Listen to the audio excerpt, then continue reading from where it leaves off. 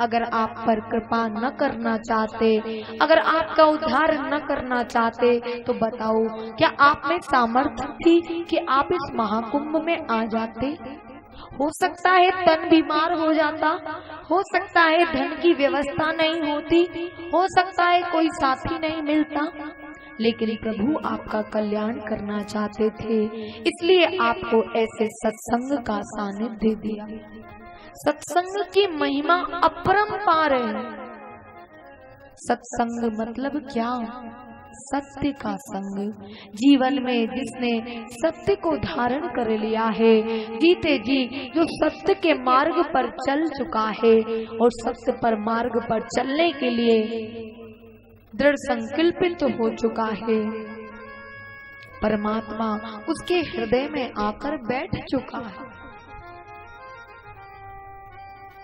इसलिए सत्संग की महिमा अपरंपार है। प्रभु की कथा को श्रवण करने मात्र से जीवन की व्यथा नष्ट हो जाती है।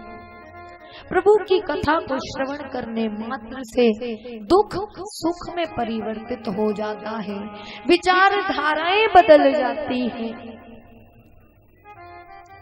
इसलिए कहते हैं एक घड़ी आधी घड़ी, एक घड़ी आधी घड़ी, आधी में पुनि आध। एक घड़ी आधी घड़ी, आधी में पुनि आध। तुलसी संगत साधु की हरे कोटि अपराध रे भैया, हरे कोटि अपराध। हाँ, हरे कोटि अपराध रे भैया, हरे कोटि अपराध। एक घड़ी आधी घड़ी, आधी में पुनि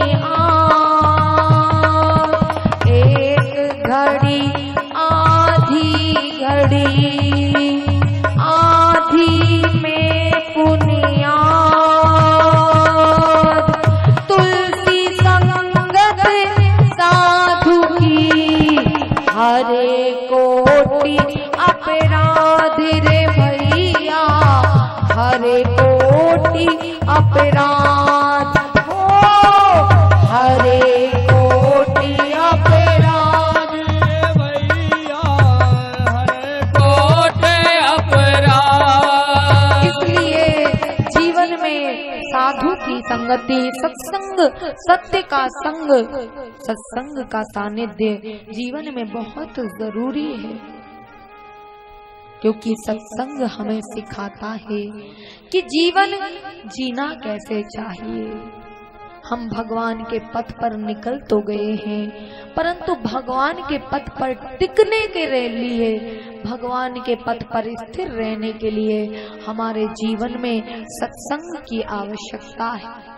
क्योंकि कहते हैं बिनु सत्संग विवेक न होई, राम कृपा बिन सुलभ न सोई। राम सिया राम जय जय राम, राम सिया राम जय जय राम। बिनु सत्संग विवेक न होई, राम कृपा बिन सुलभ न सोई। सिया राम जय जय राम, राम सिया राम जय जय राम। जीवन में जब तक सत्संग नहीं मिलेगा तब तक विवेक जागृत नहीं होगा। बुद्धिमान में और विवेक में बहुत अंतर है।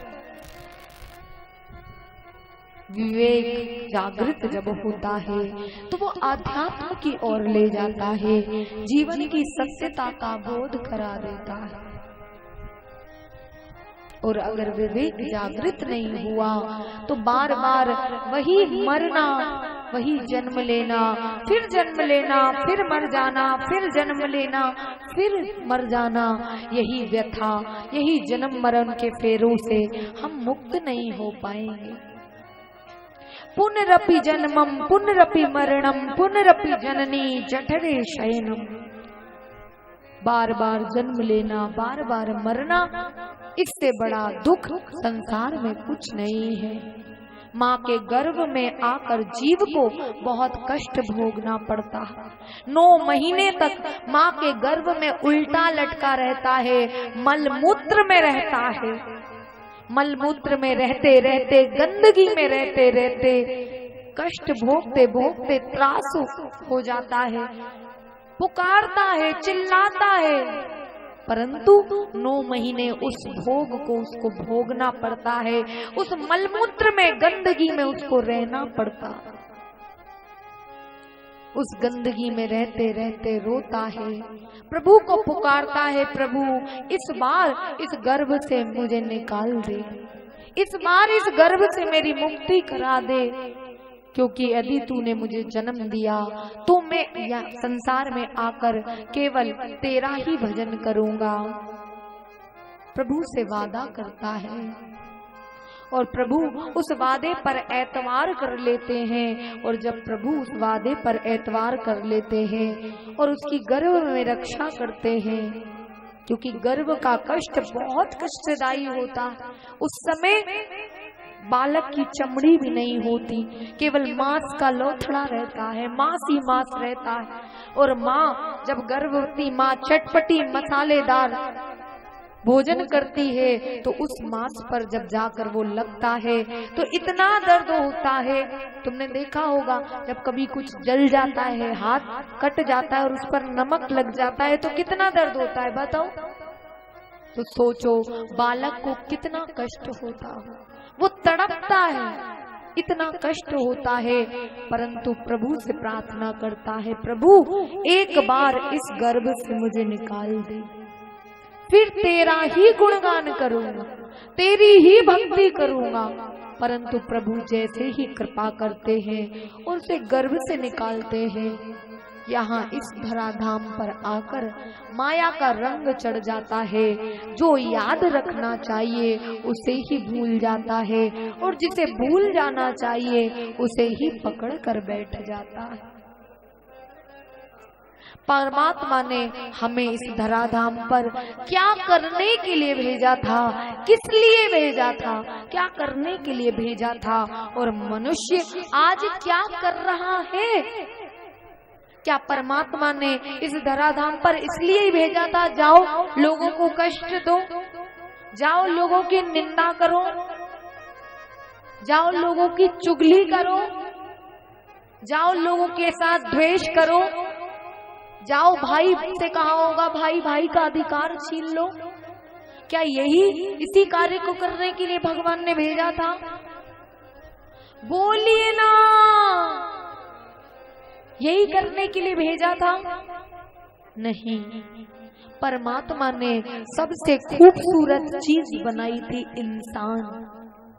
84 लाख योनियों में सबसे खूबसूरत, सबसे अच्छी योनि मनुष्य है।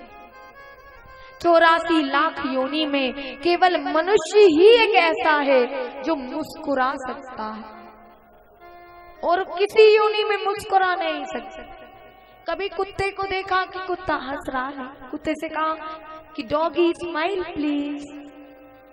कभी देखा गधे को कि गधा हंस रहा है? नहीं।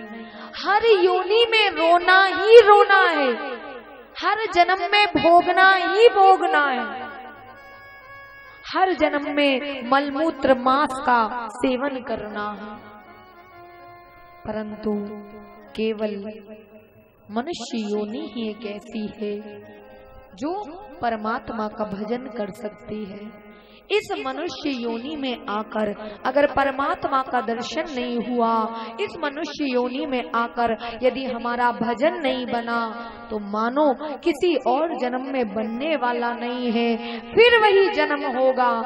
अगले जन्म में कुत्ता बने, बिल्ली बने, शेर बने, गधा बने, कुछ पक्का नहीं पता। अच्छा बताओ, भजन तो आप करते नहीं हो, तो बताओ क्या कुत्ता अच्छा लगता है? कुत्ता बनना है? बिल्ली बनना है? अच्छा, कीड़ा बनना है? बताओ क्या बनना है? अगर नहीं बनना है, मनुष्य ही जन्म लेना है, तो फिर जीवन में भजन कर।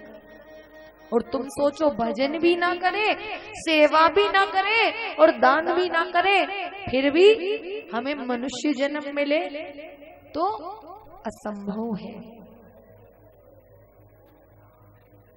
जब तक कुछ करोगे नहीं, जब तक कुछ मिलने वाला नहीं है। इसलिए भगवान ने अगर ऐसा सुंदर जन्म दिया है, तो इसमें मुस्कुराओ। कितने दिन की जिंदगी है बताओ? क्या पता कब बुलावा आ जाए, लेकिन व्यक्ति फिर भी दुखी रहता है। किसी से पूछो, बड़े दुखी है,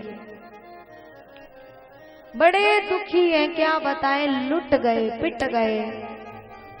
याद रखो, जो हर घड़ी दुखी रहता है ना, जो हर घड़ी कहता रहता बड़ा दुखी हूँ, बड़ा चिंता में हूँ, तो वो अगर दुखी नहीं भी होता तो भी दुखी हो जाता है। क्यों?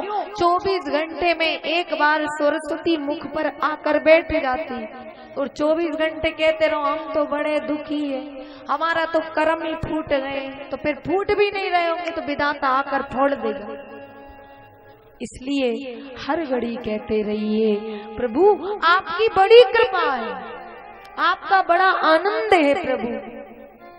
और अगर तुम हर घड़ी कहते रहोगे प्रभु आपकी बड़ी कृपा है, आपकी बड़ी दया है, और अगर तुम्हारे जीवन में अच्छा भी नहीं हो रहा है, कृपा भी नहीं है, तो परमात्मा सोचेंगे देखो इसे कितना कष्ट देता हूँ, कितना दुख देता हूँ, फिर भी हर घड़ी कहता है कि परमात्मा की बड़ी कृपा है, परमात्मा की बड़ी कृपा है। तो जो कृपा नहीं भी हो रही होगी तो वो कृपा हो जाएगी, वो कृपा हो जाएगी। इसलिए मुस्कुराते रहो। कई बार लोगों को देखते हैं सत्संग में ऐसे बैठते हैं जैसे 12 बज गई हो। यहाँ आकर भी अगर यूं ही बैठना था फिर काहे के लिए आए?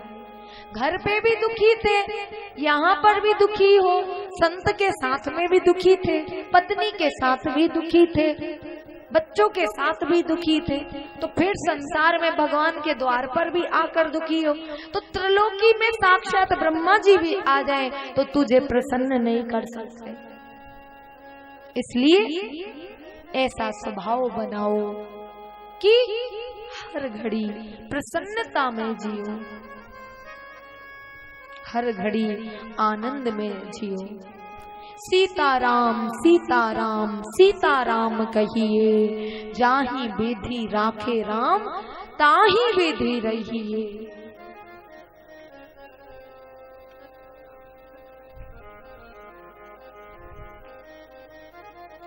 केवल आशा एक राम जी से, दूजी आशा छोड़ दे। नाता एक राम जी से, बाकी सारे नाते तोड़ दे। अपने जीवन का संबंध, अपने जीवन को केवल परमात्मा से जोड़ू, और जो परमात्मा से अपने जीवन को जोड़ लेता है, वो जो अपने जीवन की बागडोर प्रभु के हाथों में सौंप देता है, उसकी जीवन नैया कभी नहीं डूबती। और जो दूसरों से आशा रखते हैं और अपने सोचते हैं कि चलो ये मेरा चाचा मेरा साथ देगा, ये कक्का मेरा साथ देगा, तो ना चचा आना है ना कक्का आना, कोई आने वाला नहीं है। जब द्रौपदी के लिए कोई नहीं आया, जब द्रौपदी की सहायता के लिए संसार में किसी ने सहायता नहीं कर पाया, द्रौपदी जी की रक्षा के लिए भी परमात्मा को हम आना पड़ा, मीराबाई की रक्षा के लिए परमात्मा को स्वयं आना पड़ा। तो बताइए, क्या आप मीरा और द्रौपदी से भी बढ़कर हैं? बताइए, बोलिए ना। जब उनके लिए उनका साथ संसार ने नहीं दिया तो तुम्हारा दे देंगी? नहीं देगा। इसलिए हमारा साथ कोई दे सकता है, हमारे ऊपर कृपा कोई कर सकता है तो वो भगवान कर सकते हैं। इसलिए भगवान जैसा इस धराधाम पर दूसरा कोई नहीं है। कोई कहे ना मैं भगवान हूं तो कहना ठीक है। भगवान जैसा न कोई हुआ है, न कोई हो सकता है और ना ही कोई होगा। याद रखो, भगवान जैसा कोई नहीं हो सकता। कितना भी श्रेष्ठ क्यों ना हो, कितना भी पूजनीय क्यों ना हो, वो भगवान का दास हो सकता है, भगवान के लाडले हो सकते हैं, भगवान के बालक हो सकते हैं, लेकिन भगवान नहीं हो सकते। इसलिए परमात्मा ने जिस कार्य के लिए हमें भेजा था उस कार्य को हम करें। परमात्मा के लक्ष्य, हम यहाँ मनुष्य जीवन लेकर क्यों आए हैं? परमात्मा की प्राप्ति के लिए।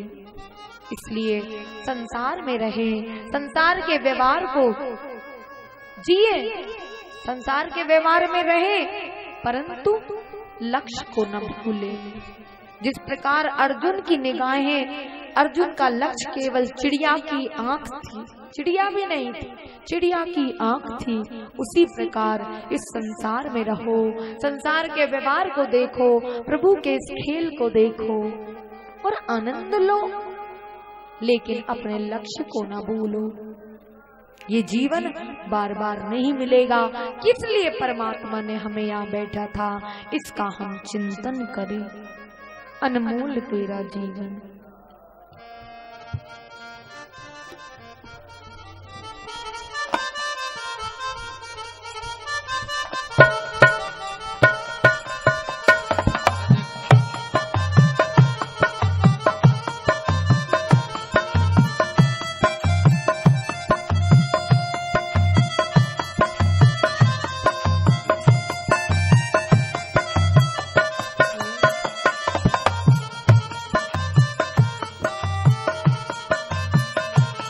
अनमोल तेरा जीवन यूं ही गवा रहा है, अनमोल तेरा जीवन यूं ही गवा रहा है, अनमोल तेरा जीवन यूं ही गवा रहा है, अनमोल तेरा जीवन यूं ही गवा रहा है। किसी और तेरी मंजिल, ओ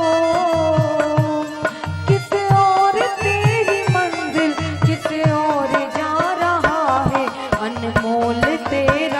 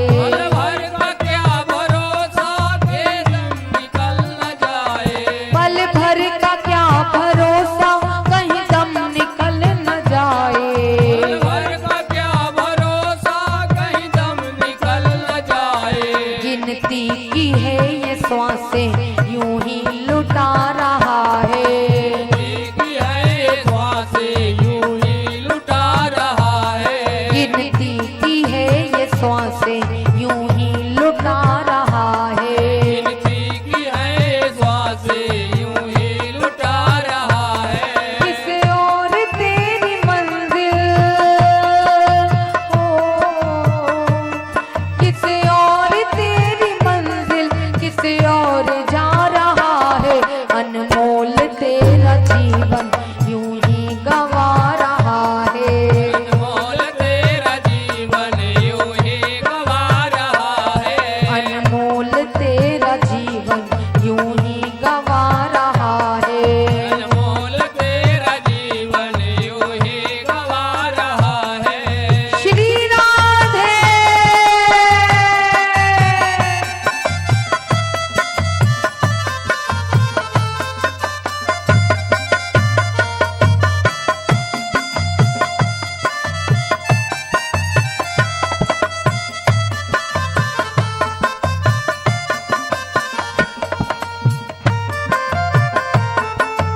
श्री राधे।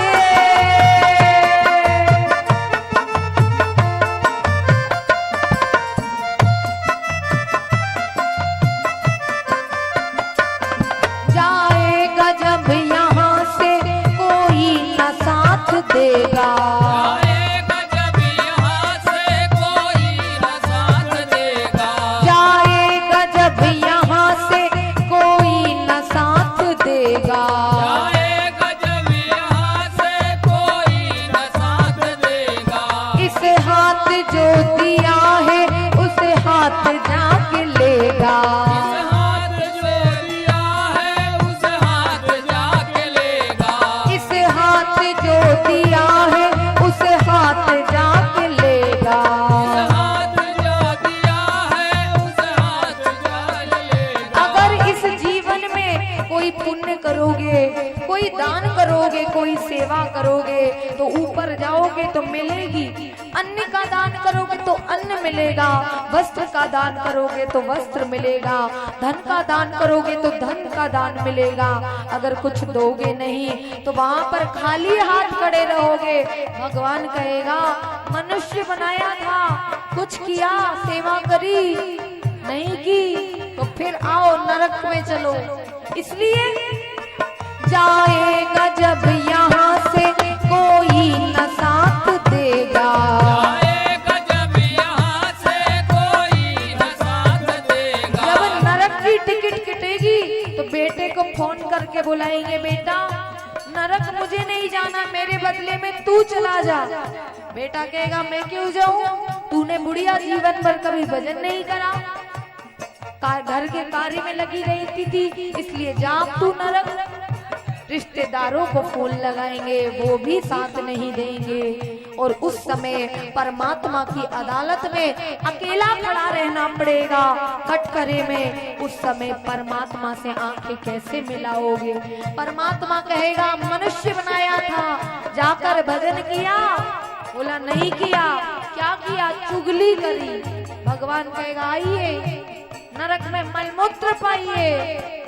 इसलिए जाएगा जब यहाँ से कोई न साथ देगा। आएगा जब यहाँ से कोई न साथ देगा। जाएगा जब यहाँ से कोई न साथ देगा। आएगा जब यहाँ से कोई न साथ देगा। इस हाथ जो दिया है उस हाथ जाके लेगा। हाथ जो दिया है उस हाथ जाके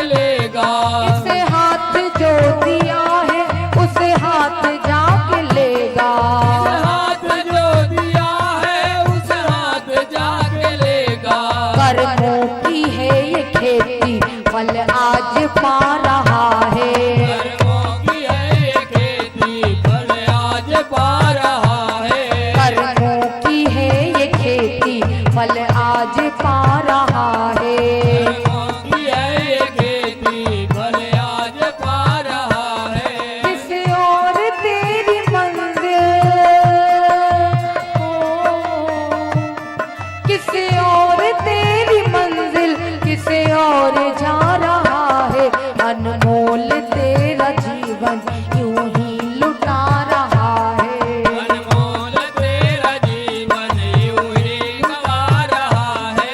अनमोल तेरा जीवन यूं ही लुटा रहा है। अनमोल तेरा जीवन यूं ही लुटा रहा है। श्री राधे।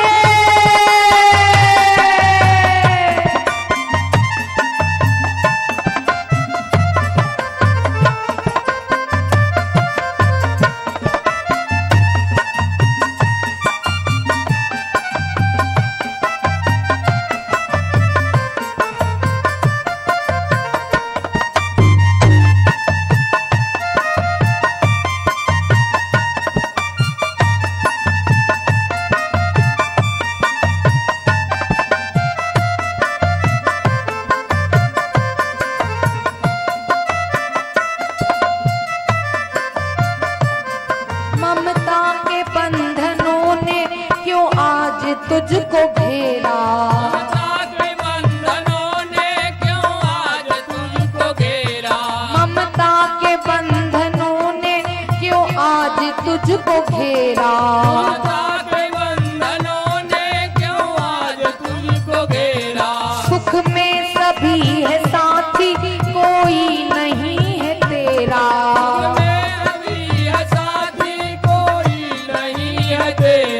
सुख में सभी है साथी कोई नहीं है तेरा। सुख में सभी है साथी कोई नहीं है तेरा। याद रखो, जब तक कुछ देने के लिए तुम्हारे पास है, धन है, दौलत है, रूप है, कुछ भी है, जब तक संसार को दे रहे हो सुख, तब तक ही तुम्हारे साथ है। जिस दिन तुम्हारे पास कुछ नहीं रह जाएगा, उस दिन निकाल दिए जाओगे, भगा दिए जाओगे। इसलिए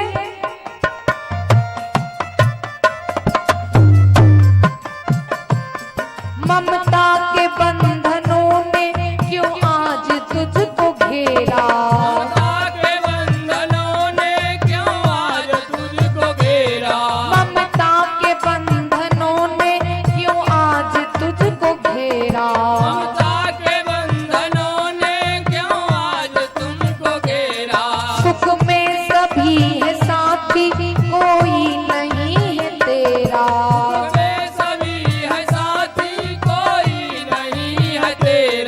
सुख में सभी है साथी कोई नहीं है तेरा।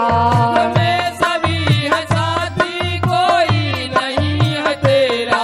तेरा ही मोह तुझको कब से रुला रहा है। तेरा ही मोह तुझको कब से रुला रहा है। तेरा ही मोह तुझको कब से रुला रहा है। तेरा ही मोह तुझको कब से रुला रहा है। किसी और तेरी मंजिल हो, किसी और तेरी मंजिल किसी और जा रहा है। अनमोल तेरा जीवन यूं ही लुटा रहा है। अनमोल तेरा जीवन यूं ही लुटा रहा है। अनमोल तेरा जीवन यूं ही लुटा रहा है। अनमोल तेरा जीवन यूं ही लुटा रहा है। श्री राधे।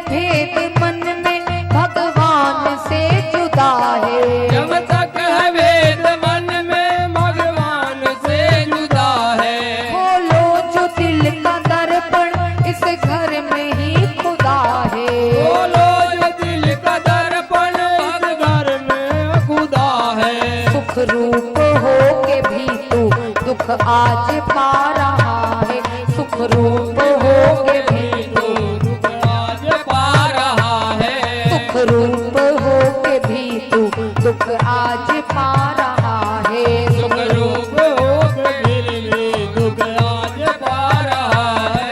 किसी और तेरी मंजिल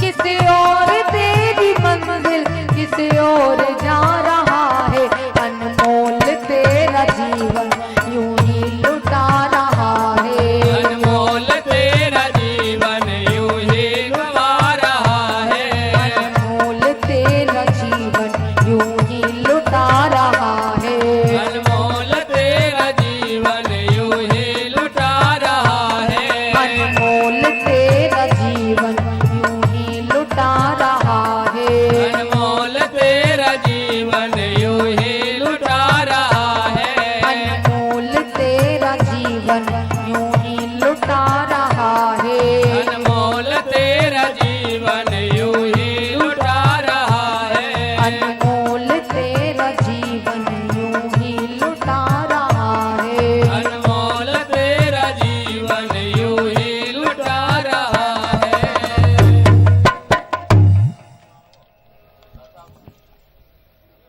क्या बोलना पड़ेगा? इसलिए ये मनुष्य जीवन बहुत अनमोल है, बड़े भाग्य से मिला है, और कितना सौभाग्य है कि प्रभु ने ये मनुष्य जीवन दिया, उसके बाद ये भारत देश की भूमि दी। अगर कहीं और भारत देश न मिलता, अमेरिका लंदन में कहीं होते, तो पाश्चात्य संस्कृति में अगर होते तो पता नहीं चलता भगवान की भक्ति किसे कहते हैं, हमारे संस्कार क्या होते।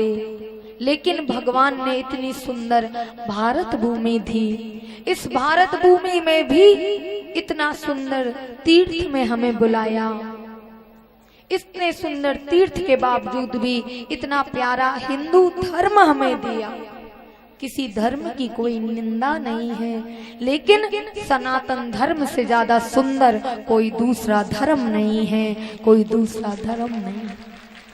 हमारे सनातन धर्म में जितना विस्तृत, जितना व्याख्यान भक्ति का, प्रेम का किया गया है, जितनी भक्तों की महिमा गाई गई है, भगवान की दयालुता का व्याख्यान किया गया है, इतना किसी और सनातन धर्म और किसी धर्म में नहीं है। हमारा धर्म सबसे सुंदर है, सबसे अलग है, हमारे धर्म से ज्यादा पवित्रता कहीं नहीं है। इसलिए इतना सुंदर हिंदू धर्म दिया, उसके बाद इतना सुंदर परिवार दिया, उसमें भी हमें भक्ति का समय मिला, और ऐसे सुंदर मनुष्य जीवन के बावजूद भी हम हर घड़ी प्रभु को धुतकारते रहे हैं, परमात्मा तूने हमें दिया ही क्या है, अरे तूने आज तक हमें केवल दुख के और क्या दिया। तो ये अच्छी बात नहीं है, क्योंकि जीवन में कृतज्ञ नहीं बनना चाहिए। कभी जिंदगी में कोई आप पर उपकार करे, कोई संत करे, कोई गुरु करे, कोई भगवान करे, तो जब तुम्हारा बुरा समय हो और वो तुम पर उपकार कर दे, निमित्त बन जाए, तुम्हारा उद्धार कर दे, तो उस उपकार को कभी भूलना नहीं चाहिए, वरना ऐसे कृतज्ञ को अगले जन्म में शुगर की योनि लेनी पड़ती, और प्लेट में, थाल में मलमूत्र का भोजन मिलता है। आज घर में कहीं भंडारे में भोजन बन रहा हो और थोड़ा बहुत नमक कम हो जाए तो लोग बड़े उससे कहते हैं, अरे कैसा भोजन बनाया, देखो नमक भी नहीं है। बिना नमक का, बिना शक्कर की खीर खाई नहीं जाती, बिना शक्कर चीनी डाले चाय पी नहीं जाती। तो सोचो उस समय नरक में जब मल मूत्र खाना पड़ेगा तो कैसे खाया जाएगा, कैसे खाया जाएगा। इसलिए आपको और हमें मल मूत्र ना खाना पड़े, इसके लिए जीवन में भगवान की कृपा का धन्यवाद करो। प्रभु ने जो दिया है वो लाख प्रयत्न कर कर भी खरीदा नहीं जा सकता। किसी की एक हाथ कट जाए तो अपने जिंदगी भर की कमाई लगा देगा, लेकिन वैसा हाथ जैसा प्रभु ने दिया है वैसा नहीं मिल पाए। कितनी भी साइंस बन जाए लेकिन प्रभु जैसा ढांचा, प्रभु जैसी आकृति, प्रभु जैसा ही देन कहीं नहीं मिले।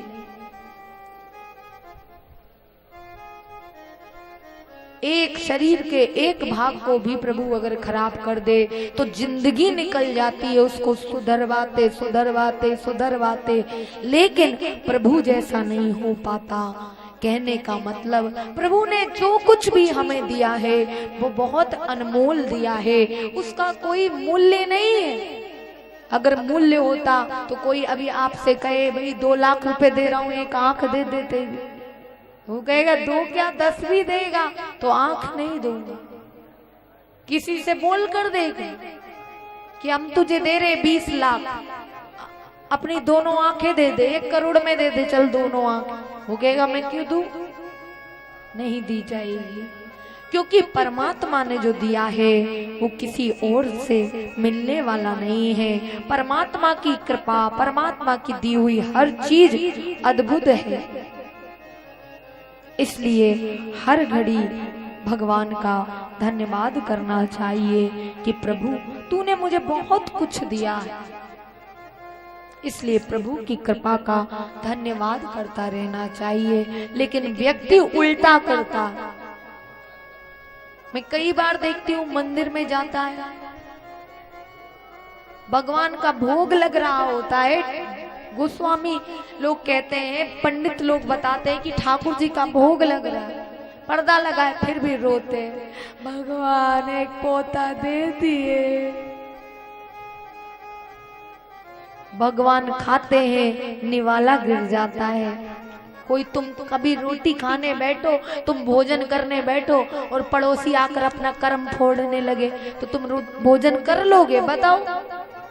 कोई आंसू बहाए तुम्हारे सामने, रोने लगे, अपना कर्म फोड़ने लगे और तुम रोटी खा लोगे? बताओ। जब तुमसे नहीं खिलाती तो उस परमात्मा से कैसे खिलाता? लेकिन लोग इतना भी ध्यान नहीं रखते कि किस समय हम मंदिर आए, कम से कम ठाकुर जी भोग लगा रहे, तब तो अपना रोना पीटना मत रो। कई बार मैं देखती हूँ ठाकुर जी का उत्सव होता है, ठाकुर जी की जन्माष्टमी होती है, ठाकुर जी राधा रानी जी के साथ झूले में झूलकर आनंद ले रहे होते, वहीं रोने लगते हैं, भगवान अरे कम से कम उन्हें झूला तो झूल लेते, फिर तू रो लेना अपना रोना पीटना। लेकिन भगवान को भी नहीं छोड़ते, भगवान भी दुखी हो जाता है, कौन आ गया,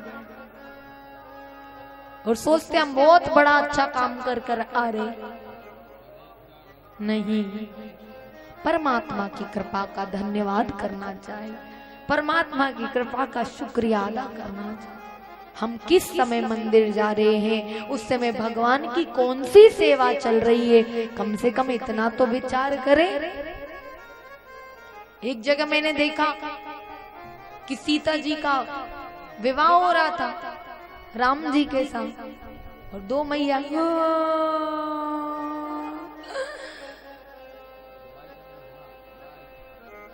ले रोने के लिए यही वक्त मिला था तुझे?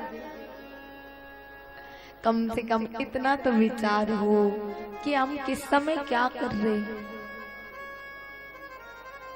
अभी मेरी बात है, एक दिन में कथा सुना रही तो हिरण्याकश्यपु मर गया तो एक बहुत रोई, फिर उसको चुप करना पड़ा, मैया रो मत, हिरण्याकश्यपु के मरने पर रोना नहीं है, समझाया उसको। तो बड़े अटपटे लोग हैं, दुनिया बड़ी अटपटी है, बड़ी निराली है। तो इसका विवेक हो, हम क्या कर रहे हैं। प्रभु ने अगर हमें दिया है तो उस उपकार को हम कभी नहीं भूलें। एक बात याद आई कि एक बार एक जंगल में एक हिरण था, और जंगल में हिरण जो था तो वो वन में विचरण कर रहा था, घूम रहा था। इतने में एक शिकारी आ गया। शिकारी जब आया, हिरण ने शिकारी को देखा, शिकारी के हाथों में धनुष बाण थे। तो शिकारी को देखकर समझ गया कि आज मैं बचने वाला नहीं हूं। पुनर्जन्म का संस्कार था, जीवन में कभी कथा सत्संग सुनी थी, इसलिए ध्यान आया कि संत की महिमा अपरंपार है। संत चाहे तो दुर्भाग्य को भी सौभाग्य में बदल सकते हैं। इसलिए पुनर्जन्म का संस्कार थे, संत का चिंतन करने लगा। जब संत का चिंतन करने लगा तो मैं कई बार कहती हूँ कि चिंतन का बड़ा गहरा असर पड़ता है। संत का चिंतन किया तो अचानक सामने से एक संत चले आए। संत जैसे ही चले आए तो वन में हिरण संत के चरणों में गिर गया, रोने लगा। संत ने कहा क्या भाई, क्योंकि संत सब कुछ देख सकते हैं लेकिन किसी की आंखों में आंसू नहीं देख सकते, किसी का दुख नहीं देख सकते। इस कारण संत ने बोला क्या भाई क्या बात है, क्यों रो रहा है? तो हिरण ने कहा कि एक शिकारी आया है और शिकारी मुझे मार डालेगा, इसलिए आप मेरी रक्षा करिए। संत ने ध्यान लगाया, संत ने कहा हिरण तुम्हारी मृत्यु आ चुकी है, इसलिए तुम्हारा जीवन अब शेष नहीं बचा है। हिरण ने बोला आप कैसे संत हैं? संतों की महिमा तो अपरंपार होती है, संत तो दुर्भाग्य को भी सौभाग्य में परिवर्तित कर दे सकता है और आप मेरी मृत्यु नहीं टाल सकते। संत ने बहुत समझाया, देखो हिरण एक ना एक दिन तो मरना है और इस योनि का त्याग करो, लेकिन हिरण नहीं माना, जिद करने लगा। संत को दया आ गई। संत ने कहा देख तेरे जीवन में वैसे तो प्राण लिखे नहीं है, तेरा जीवन समाप्त हो चुका है, लेकिन फिर भी तू इतना रो रहा है तो चल मैं अपनी तपस्या के बल से, अपने पुण्यों के बल से तुझे एक मौका दे देता हूं, लेकिन याद रख एक मौका जो मैं तुझे दूंगा उस मौके को तू गवाना मत। हिरण ने कहा संत जी कैसी बात करते हैं आप, अगर आप मौका देंगे तो मैं बिल्कुल उस मौके को गवाऊंगा नहीं। संत ने कहा तो चल ठीक है, तू जीना चाहता है तो जा, इन हरी भरी लताओं के पीछे जाकर छिप जा। अगर तू इन हरी भरी लताओं के पीछे जाकर छिप जाएगा तो शिकारी तेरा कुछ नहीं बिगाड़ पाएगा। अब तो हिरण बड़ा खुश हो गया, सोचने लगा संत की कृपा हो गई, हरी भरी लताओं के पीछे जाकर छिप गया। संत अंतर ध्यान हो गए। अब तो जब बहुत देर तक छिपा रहा, इधर देखा उधर देखा, दाएं देखा बाएं देखा, कुछ भी दिखाई नहीं दिया। और जब कुछ भी दिखाई नहीं दिया तो देखा शिकारी कहीं नहीं दिखाई दे रहा, तो हिरण लताओं के बाहर आ गया। लताओं के बाहर आकर देखा कहीं पर भी शिकारी नहीं है, शिकारी को हिरण नहीं मिला, शिकारी चला गया। हिरण ने देखा और निश्चिंत तो हो गया कि अब तो मेरे प्राण बच गए। विचार नहीं किया कि अब ऐसा हो सकता है, निश्चिंत तो हो गया और निश्चिंत तो होकर सोचने लगा। सो गया, सोने पर उठा, सोचने लगा भूख बहुत अधिक लग रही और भूख लगने के कारण हिरण की दृष्टि हरी भरी लताओं पर पड़ गई। जब हरी भरी लताओं को देखा तो सोचने लगा कि भूख भी बहुत अधिक लगी है और ये हरी भरी लताएं भी बड़ी सुंदर हैं, इसलिए क्यों ना मैं इन हरी भरी लताओं को खा जाऊं। और भूख अधिक लगने के कारण उन हरी भरी लताओं को खाने लगा। हरी भरी लताओं को खा गया, पेट भर गया। कुछ समय बाद जब आनंद मनाने लगा, निश्चिंत हो गया और इतने में ही शिकारी आ गया। जब शिकारी आ गया तो फिर डर गया, भयभीत हो गया, सोचने लगा बहुत बड़ी गलती हो गई। संत जी चले गए। संत ने एक ही मौका दिया था, अब हरी भरी लताएं नहीं है, इसलिए मैं किसके पीछे छिपूं, कोई और रास्ता दिखा नहीं। शिकारी आया और शिकारी ने बाण चलाया और हिरण को मार डाला। हिरण जब मरने लगा तो मन में आया कि जिस पेड़ ने, जिस हरी भरी लता ने मुझे आश्रय दिया था, समय आने पर मेरी रक्षा करी थी, मैं उन हरी भरी लताओं को ही खा गया, आश्रय देने वाले को भी मैंने छोड़ा नहीं है। इसलिए आश्रय देने वाले के साथ जो ऐसा करता है उसका वही परिणाम होता है जो उस हिरण का हुआ, जो उस हिरण का हुआ। इसलिए जीवन में कभी कृतज्ञ न बनो, जीवन में कभी किसी के किए हुए उपकार को भूलो मत। हाँ, उपकार कर कर तो भूल जाना चाहिए, उपकार कर कर याद मत रखना, नहीं तो आप कहोगे देवी जी कह रही थी भूलना नहीं चाहिए। तो किसी को रोटी खिलाओ, उससे कहो देख तुझे रोटी खिलाई थी मैंने, फिर वो शाम को आए फिर उससे कहो देख देख तुझे रोटी खिलाई थी कल तू आया, फिर वो आए फिर क्यों देख तुझे रोटी खिलाई, वो कहेगा मेरा बस नहीं चलता, नहीं तो तेरी रोटी निकाल कर दे दूं। इसलिए उपकार कर कर तो भूल जाओ, उपकार कर कर तो भूल जाना चाहिए। लेकिन कि कोई हम पर उपकार करे, कोई संत करे, कोई गुरु करे, भगवान करे, तो उस उपकार को कभी भूलना नहीं चाहिए।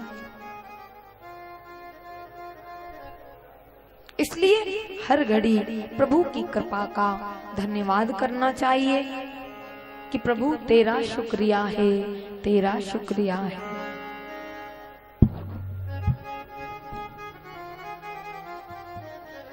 आइए एक गीत के माध्यम से प्रभु का धन्यवाद करें।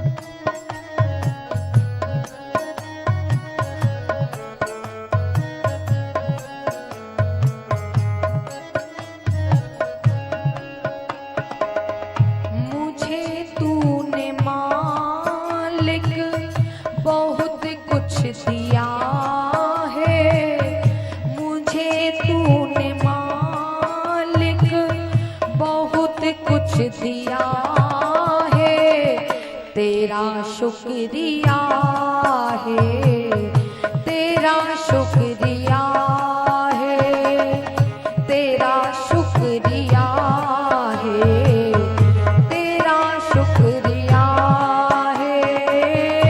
मुझे तूने दाता बहुत कुछ दिया है, तेरा शुक्रिया है, तेरा शुक्रिया है, तेरा शुक्रिया है, तेरा शुक्रिया है। श्री राधे।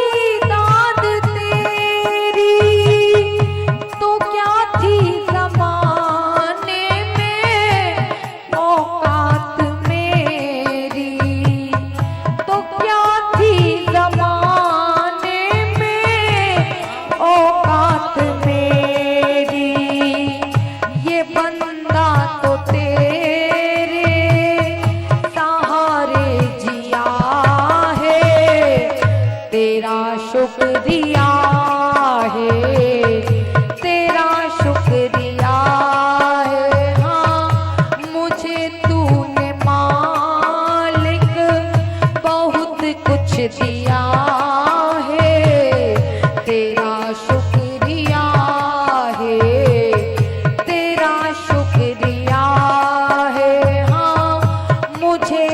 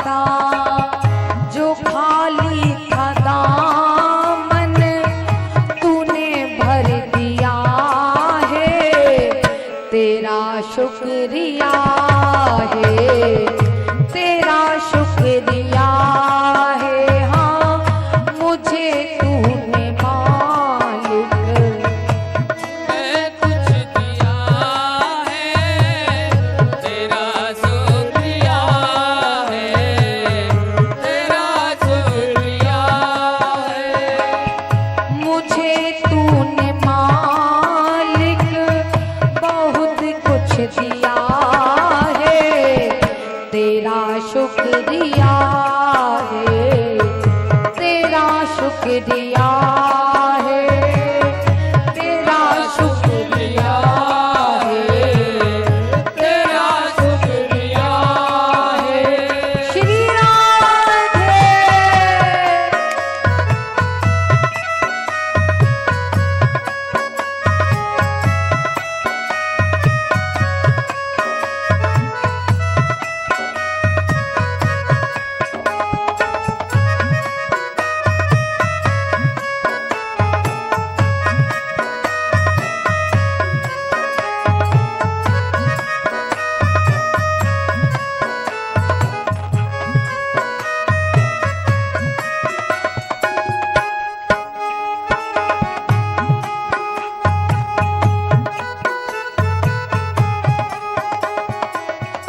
तेरी बंदगी से मैं बंधा हूँ मालिक, तेरे ही करम से मैं जिंदा हूँ मालिक।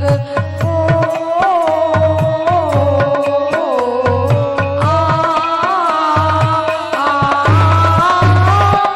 तेरी बंदगी से मैं बंदा हूँ मालिक, तेरे ही करम से मैं जिंदा हूँ मालिक।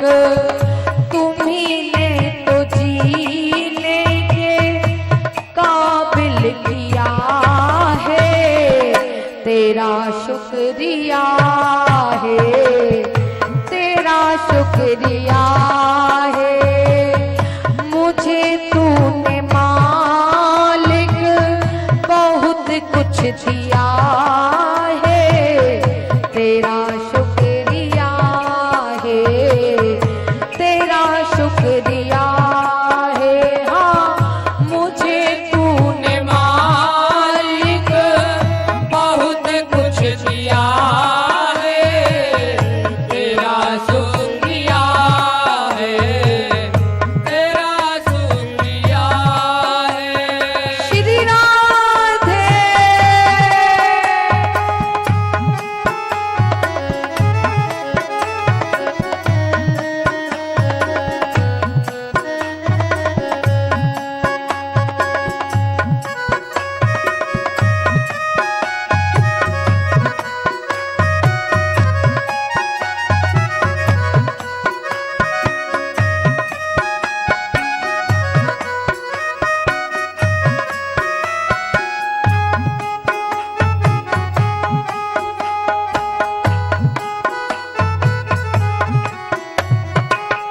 मेरा भूल जाना, तेरा ना भुलाना, तेरी रहमतों का कहाँ है ठिकाना।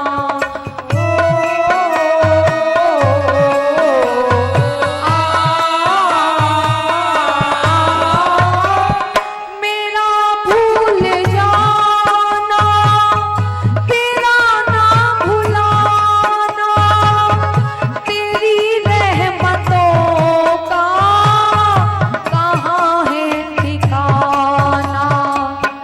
तेरी इस मोहब्बत ने पागल किया है, तेरा शुक्रिया है, तेरा शुक्रिया है। मुझे तूने मालिक बहुत कुछ दिया है, तेरा शुक्रिया है, तेरा शुक्रिया और है। देखो, प्रभु की कृपा का धन्यवाद किया और ऐसे परम संतों का दर्शन हुआ। ये प्रभु की क्या कम कृपा से इस परमहंस धाम में नित्य 2 महीनों से नित्य भंडारा चल रहा है। गुरुदेव 26 सालों से बैठकर ऐसी ही तपस्या कर रहे हैं, कभी लेटते नहीं हैं, कभी सोते नहीं हैं और उस तपस्या का, उस सेवा का कोई फल प्रभु ना दे, ऐसा नहीं हो सकता। और ऐसे संतों का दर्शन होना ही उस सेवा का फल है। इसलिए मेरा भूल जाना, तेरा ना भुलाना, तेरी रहमतों का कहाँ है ठिकाना। हो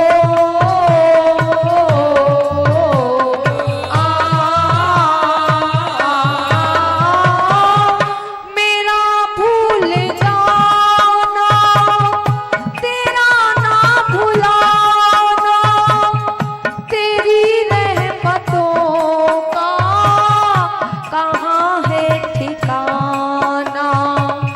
तेरी इस मोहब्बत ने पागल किया है, तेरा शुक्रिया है, तेरा शुक्रिया है, तेरा शुक्रिया है। तेरा शुक्रिया है।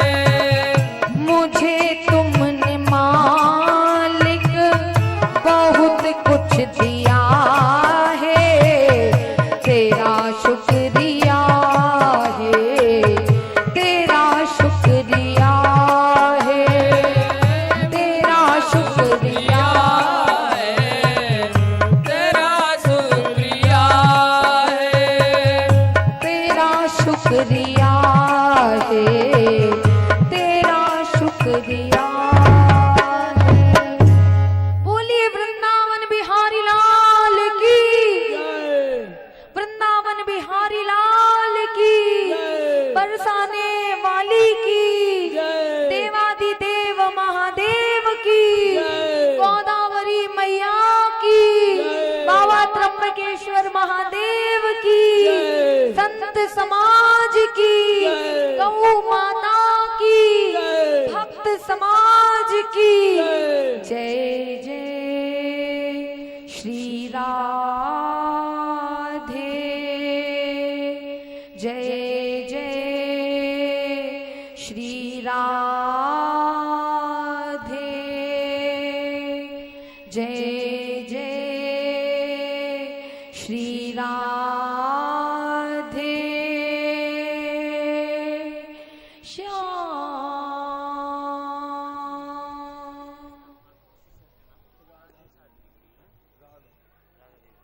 बोल सदगुरुदेव भगवान की जय। निरंतर 1 महीने से आप बाल साध्वी राधा देवी की मधुरवाणी से जो आनंद प्राप्त कर रहे हैं और उनकी तपस्या, उनका त्याग, उनका संतों के प्रति, भगवान के प्रति जो प्रेम है, जो संतों की महिमा गाती हैं, भक्तों की महिमा गाती हैं, उसी का फल है कि नित्य इस मंच पर एक से एक महान दिव्य विभूतियों का दर्शन आप सभी को हो रहा है। पांडाल भी नित्य खचाखच भरा रहता है और आप सब देख रहे हैं कि इतना पूरी रात जागरण करना, दिन में कथा करना, रात को कथा करना, और प्रभु की कृपा से बिल्कुल भी चेहरे पर उदासी नहीं, और फिर भी मन करता है कि अभी 1-2 घंटा और लगातार कर दूं।